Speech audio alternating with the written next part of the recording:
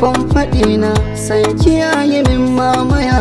Ya bi ko ina ya rike so nake ki min maraba. Sunan ka ne a farkon faɗina, san ka yayi mun mamaya. Ya bi ko ina ya rike so nake ka yi min maraba.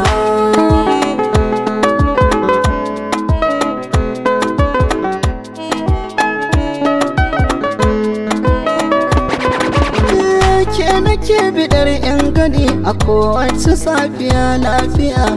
Daga yawan tunanin ki ne ya sa dubi yanzu na dan wuya. Ba ke ina ne zan saka kaina a cikin gidan duniya.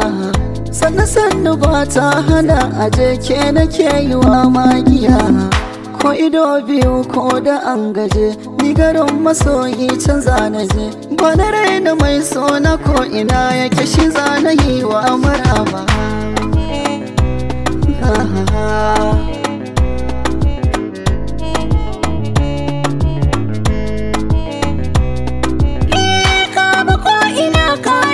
A sassan jiki na kai mamaya, ka bige maza ka wuce tilasa a ce da kai jan wuya.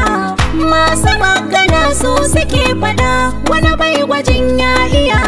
Masu raina so ba su da kama kai na sa cikin zuciya.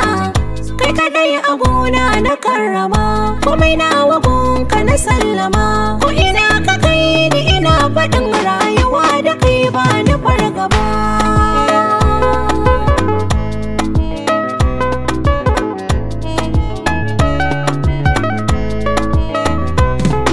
Hello masoyiya ya kike, fatan kina cikin farin ciki. Kwarai ina anan lafiya, kai ma zan so a ce haka kake. Har na ji zuciya ta yi sanyi, an jima gida zan ishe ki. Babu matsala amma ya nake jin kamar da mata kusan ka. A kanwata ce da kawayenta ne, kin ganni nan ma daka.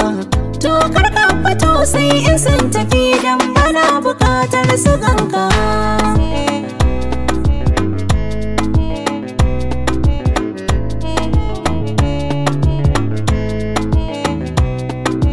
Ke ce farin ciki na a duniya, ke na bar wa kaina duka.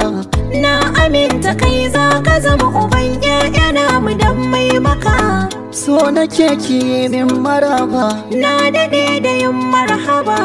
zana damu duk ran da babu ke. Ni ma ba a gane